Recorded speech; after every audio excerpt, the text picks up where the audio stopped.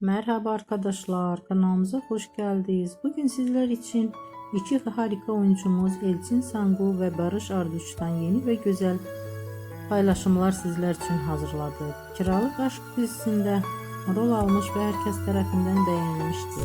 Biz de sizler için onların güzel ve romantik karelerini hazırladık. Bu videoların devamlı gelmesini istiyorsanız da kanalımıza abone olup yorum yazmayı unutmayın.